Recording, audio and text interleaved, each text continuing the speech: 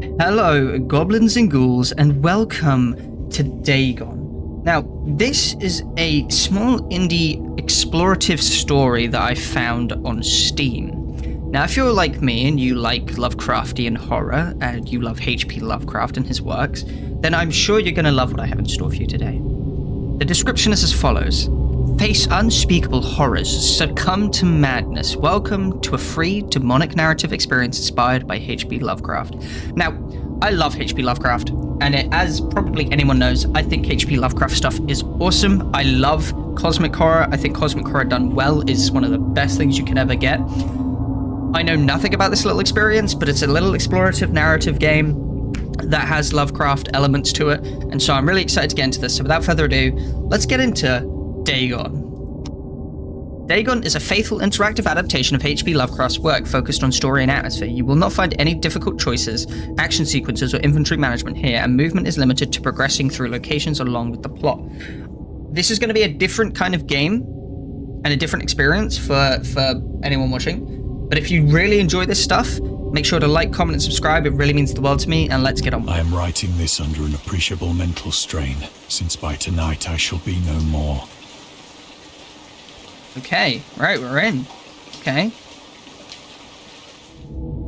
During the game, you will encounter interactive elements. Some of them will allow you to continue your journey. Others reveal interesting facts about the original short story, its historical background, and the author. Some of the trivia is hidden. In order to find these secrets, focus your eyes and look for the Elder Sign. Okay, so I get to zoom in on stuff. Penniless, and at the end of my supply of the drug which alone makes life endurable, I can bear the torture no longer, and shall cast myself from this garret window into the squalid street below. Do not think from my slavery to morphine that I am a weakling or a degenerate.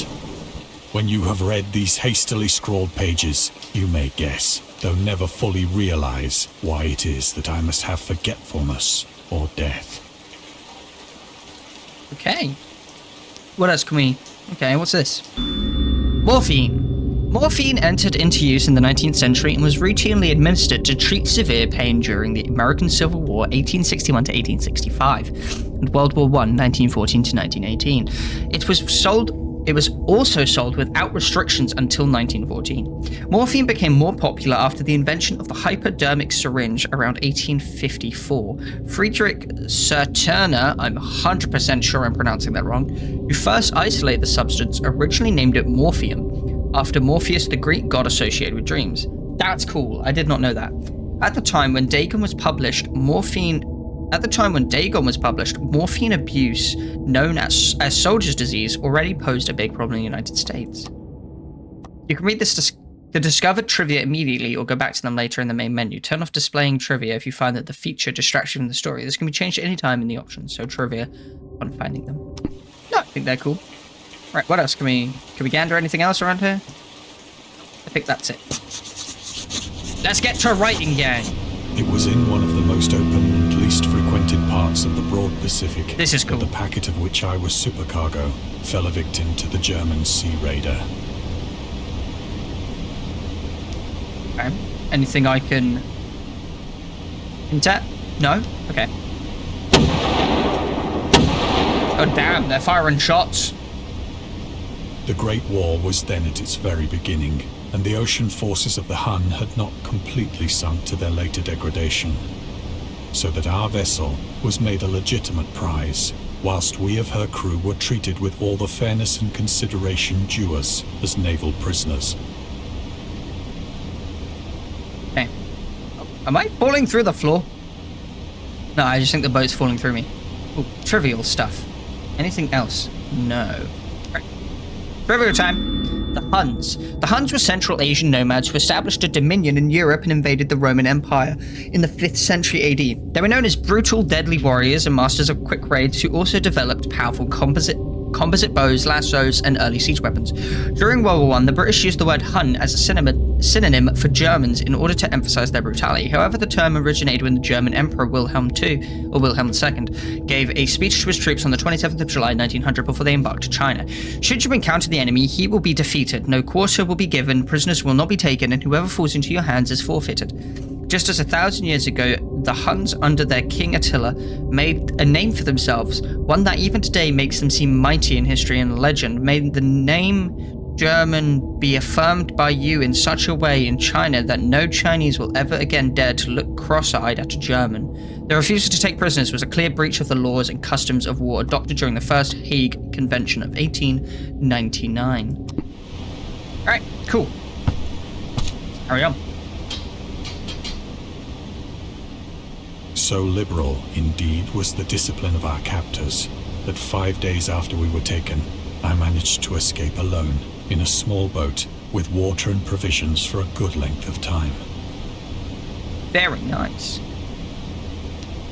Is there anything else we can? Probably not, but just thought I'd check. Nothing else. Alright, let's carry on. When I finally found myself adrift and free, I had but little idea of my surroundings. Oh my god, this is beautiful. This is actually really awesome. This looks gorgeous, guys. Genuinely. This looks amazing. Never a competent navigator, I could only guess vaguely by the sun and stars that I was somewhat south of the equator. Of the longitude, I knew nothing, and no island or coastline was in sight. I'll be honest, this is terrifying. I would not want to be cast at sea like this. I'll admit, again, this is very beautiful, but this is a big fear. Just being lost at sea and having all this ocean around you. No, would not be a pleasant time. The weather kept fair, and for uncounted days I drifted aimlessly beneath the scorching sun, waiting either for some passing ship or to be cast on the shores of some habitable land. Alright, let's see what this has to offer. But neither ship nor land appeared, and I began to despair in my solitude. Dude, don't stare at the sun. You'll go blind. Everyone who stares at the sun has erectile dysfunction. I slept. Its details I shall never know. Change? God, what's going on? For my slumber, though troubled and dream-infested, was continuous.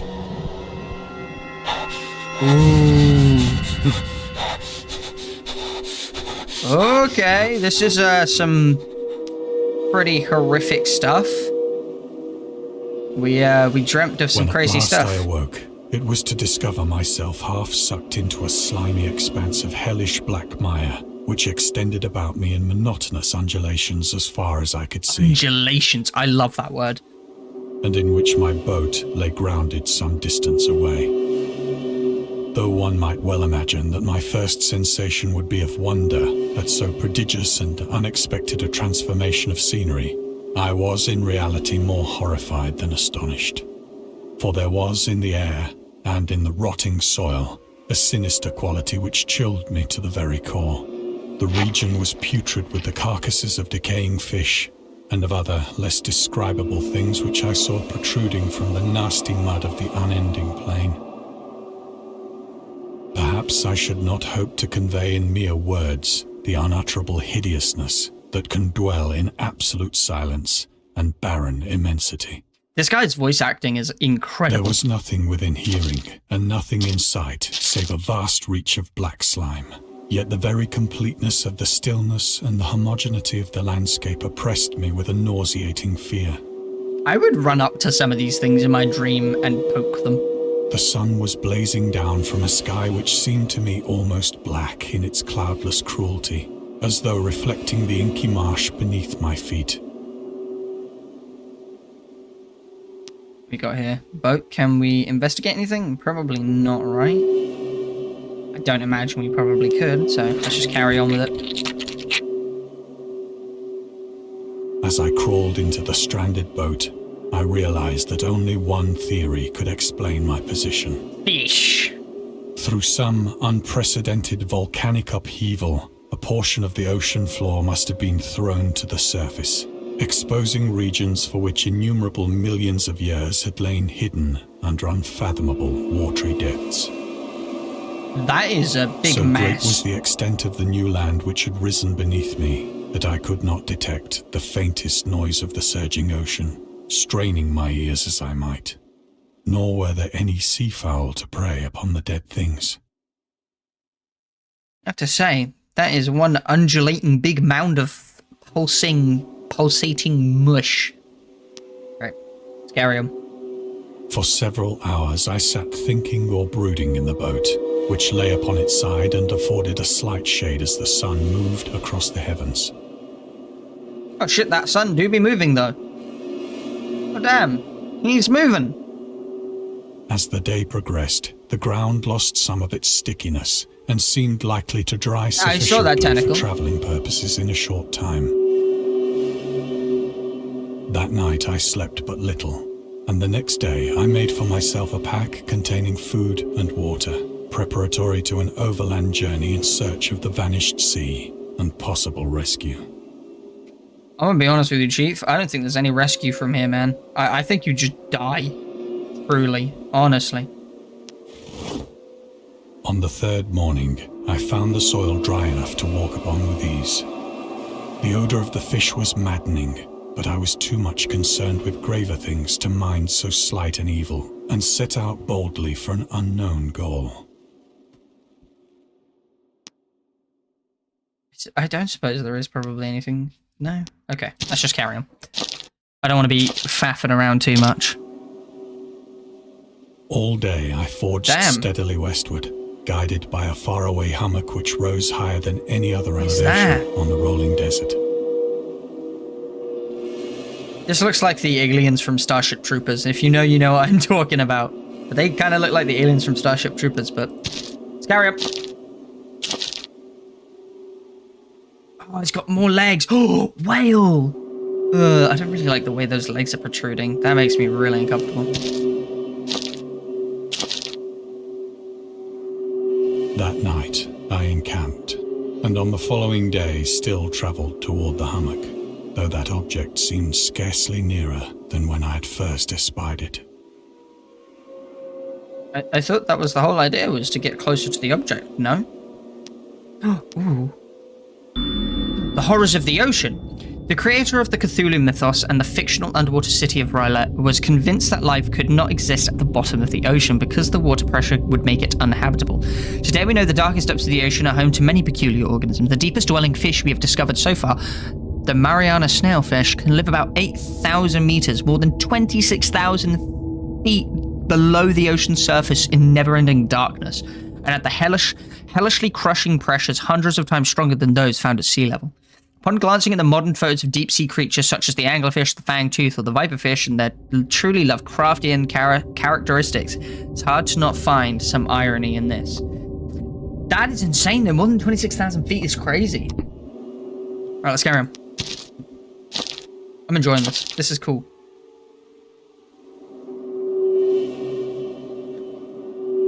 By the fourth evening, I attained the base of the mound, which turned out to be much higher than it had appeared from a distance. An intervening valley setting it out in sharper relief from the general surface.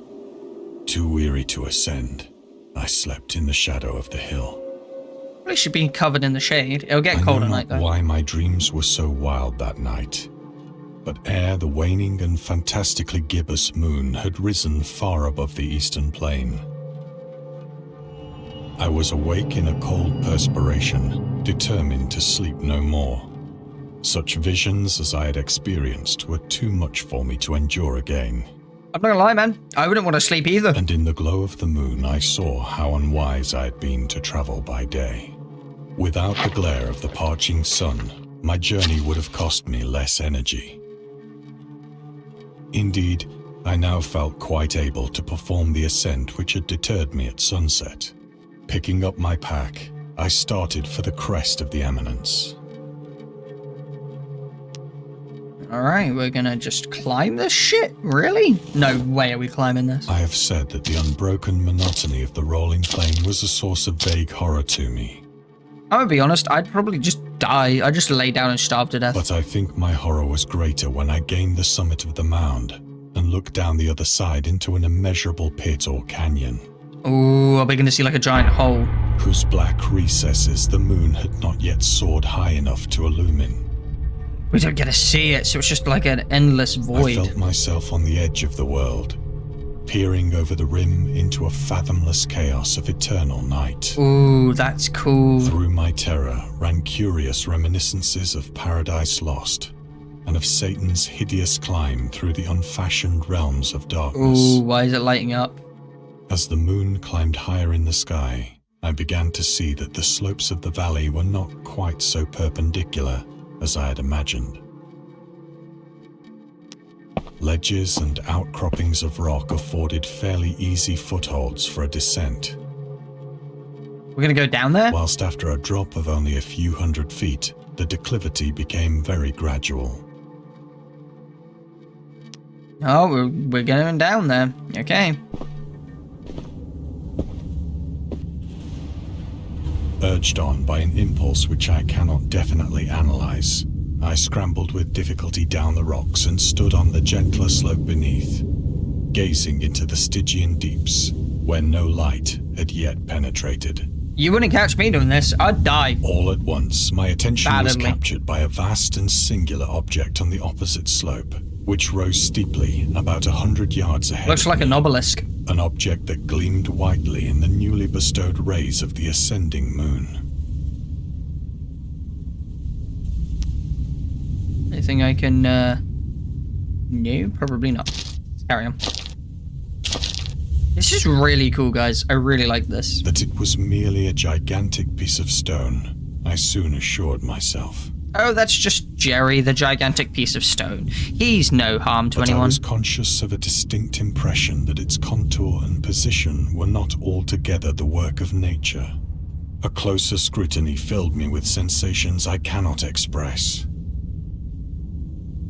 For despite its enormous magnitude, and its position in an abyss which had yawned at the bottom of the sea since the world was young, The way this is written is absolutely gorgeous. I perceived beyond a doubt that the strange object was a well-shaped monolith, whose massive bulk had known the workmanship and perhaps the worship of living and thinking creatures.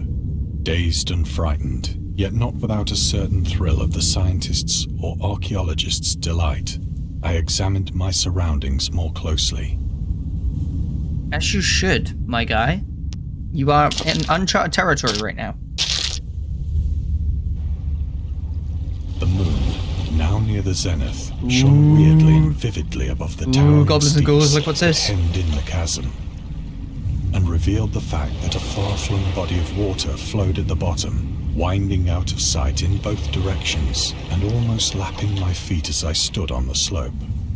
Across the chasm, the wavelets washed the base of the Cyclopean monolith, on whose surface I could now trace both inscriptions and crude sculptures. The writing was in a system of hieroglyphics unknown to me, and unlike anything That's our I'd big ever boy, seen I in think. books, Cthulhu. consisting for the most part of conventionalized aquatic symbols such as fishes, eels, octopi, crustaceans, mollusks, whales, and the like. Several characters obviously represented marine things which are unknown to the modern world, but whose decomposing forms I had observed on the ocean-risen plain. It was the pictorial carving, however, that did most to hold me spellbound. I mean, yeah, it's really cool. Ooh, here we go. Storytelling methods. Dagon contains themes and storytelling methods that Lovecraft developed in his later works, such as telling the story throughout carvings at the Mountains of Madness, the Nameless City, journals and characters notes, the Shadow Out of Time, the Haunter of the Dark, islands emerging from the ocean, the Call of Cthulhu, or fictional beings and deities based on real events, mythologies, Migo in the Whisperer in Darkness. It's also considered the origin of the popular Cthulhu mythos. Some of Lovecraft's other stories also include in a manner similar to Dagon, but let's skip the details in order to not spoil the ending. See, my favorite piece of work has always been The Color Out of Space. I love that piece of artwork, that piece of work in general. I think it's great. Plainly visible across the intervening water At the Mountains of Madness is also really good as well. Were an array of bas-reliefs whose subjects would have excited the envy of a doré. I think that these things were supposed to depict men, at least a certain sort of men, though the creatures were shown disporting like fishes in the waters of some marine grotto. or paying homage at some monolithic shrine which appeared to be under the waves as well. Of their faces and forms I dare not speak in detail, for the mere remembrance makes me grow faint. Grotesque beyond the imagination of a Poe or a Bulwer. Yeah, that one on the right is horrific. They were damnably human in general outline, despite webbed hands and feet, shockingly wide and flabby lips. Wide and flabby lips is not something I thought I would hear. Glassy, bulging eyes, and other features less pleasant to recall. Curiously enough, they seem to have been chiseled badly out of proportion with their scenic background. Oh no, the artist didn't do the proportions But properly. one of the creatures was shown in the act of killing a whale, represented as but little larger than himself. I remarked, as I say, their grotesqueness and strange size. I mean, if that thing's the size of a humpback whale, I'd be But in a terrified. moment decided that they were merely the imaginary gods of some primitive fishing or seafaring tribe. I mean, you would hope so, Some right? tribe whose last descendant had perished eras before the first ancestor of the Piltdown or Neanderthal man was born. No? Yeah, just carry on. Awestruck at this unexpected glimpse into a past beyond the conception of the most daring anthropologist, I stood musing whilst the moon cast queer reflections on the silent channel before me. Then, suddenly, I saw it. With only a slight churning to mark its rise to the surface, Oh no, what's the this? thing slid into view above the dark waters. Oh no! And loathsome, it darted like a stupendous monster of nightmares to the monolith, I think I know who that about is. which it flung its gigantic scaly arms, the while it bowed its hideous head and gave vent to certain measured sounds. Oh, that sounds awesome. Oh, that was cool, goblins and I ghouls. think I went mad then. Oh no, he's going mad. Of my frantic ascent of the sloping cliff, and of my delirious journey back to the stranded boat, I remember little.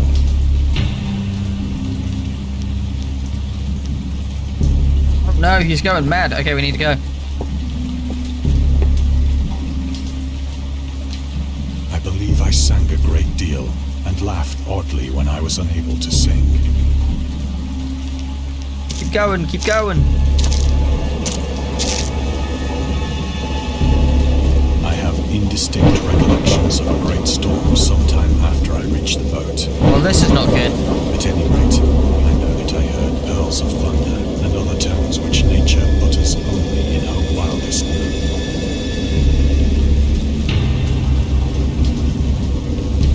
Okay. Things just got spicy. When I came out of the shadows, I was in a San Francisco But it hospital, was all just a dream. brought thither by the captain of the American ship which had picked up my boat in mid-ocean. In my delirium, I had said much, but found that my words had been given scant attention. Of any land upheaval in the Pacific, my rescuers knew nothing. Nor did I deem it necessary to insist upon a thing which I knew they could not believe. Ooh, trivia. A journalist, Lovecraft was a prominent figure in the world of the amateur journalism. In 1915, he started publishing his own journal called The Conservative, which included political and social commentary, poetry, short stories, and literary criticism written by him and other authors.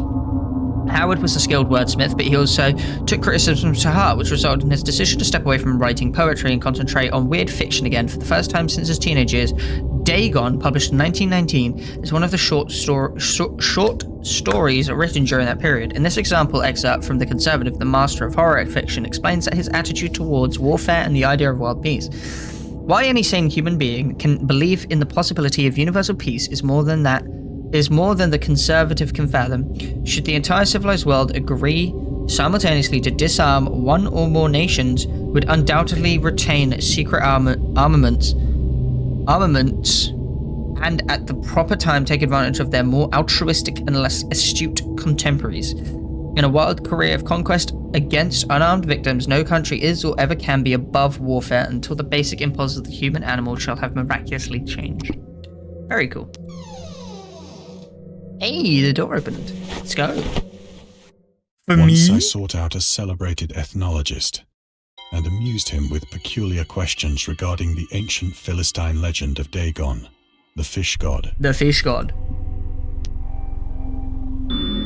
Dagon was the main deity of the Philistines, worshipped throughout the Middle East as the ancient god of fertility and crops. In Hebrew, the word Dagon was a common noun for grain.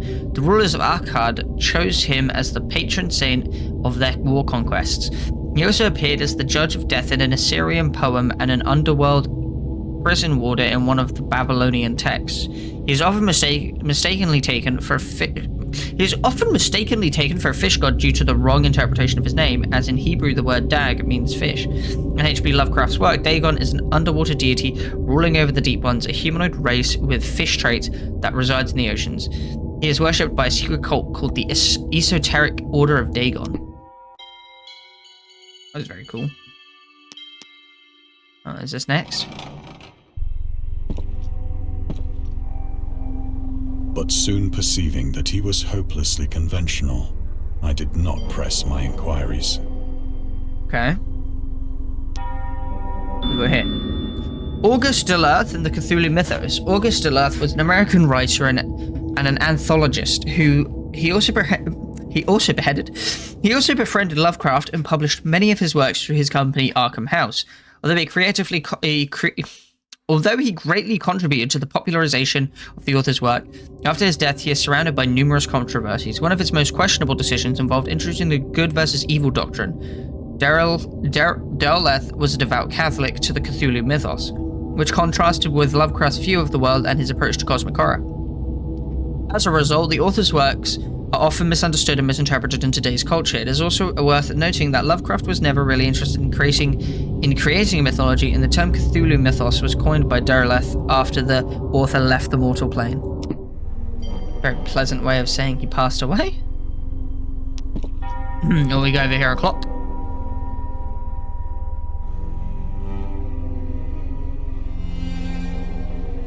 Don't look at me like that. This is just a move forward, go here, pay, you pass, go, collect 200. It is at night, especially when the moon is gibbous and waning, that I see the thing. The Thing. And it's just like insert picture of The Thing from Fantastic Four here. I tried morphine, but the drug has given only transient surcease and has drawn me into its clutches as a hopeless slave. So now I am to end it all, having written a full account for the information or the contemptuous amusement of my fellow men. Oh no. Often, I ask myself if it could not all have been a pure phantasm. A mere freak of fever as I lay sun-stricken and raving in the open boat after my escape from the German man-of-war. This I ask myself, but ever does there come before me a hideously vivid vision in reply. I cannot think of the deep sea without shuddering at the nameless things that may at this very moment be crawling and floundering on its slimy bed, worshipping their ancient stone idols and carving their own that's a big detestable boy likenesses on submarine obelisks of water-soaked granite. I dream of a day when they may rise above the billows to drag down into their reeking talons the remnants of puny, war-exhausted That was a mankind. big fish. Of a day when the land shall sink and the dark ocean shall ascend amidst universal... Oh, that's so pandemonium. sick. That's a cool shot.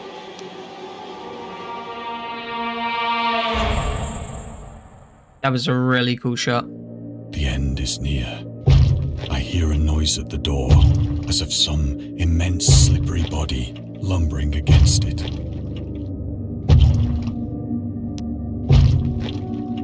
Oh, he's locked himself in as well. It shall not find me.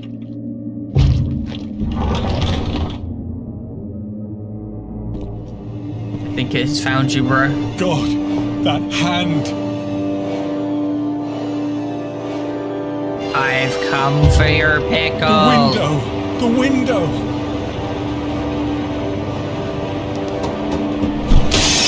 Oh, just jumps out the window. Oh no, that's not good. Thank you for playing. We hope you enjoyed immersing yourself in our little pool of cosmic horror. We would appreciate if you took a moment to rate Dagon and check out our other games and DLCs. That is going to about wrap this video up here, folks. If you did so much enjoy this video, remember to leave a like, comment, and subscribe, and share this with all your friends who enjoy this kind of content. If you enjoy Dagon, if you enjoy Cthulhu Mythos content, I'm sure this content will be right up your alley, because this is something I've been wanting to play for a little bit here, and I really enjoyed that. I really did. I cannot recommend this game enough. I find it cute. It's free to play. It is a really well crafted story, and I really enjoyed that. It was short, it was sweet, it was lovely. I had a wonderful time. I hope all you guys did. Anyway, thank you so much for watching. I love you all. I will see you all in the next one, and I will catch you all on the flip-flop. Goodbye for now, guys.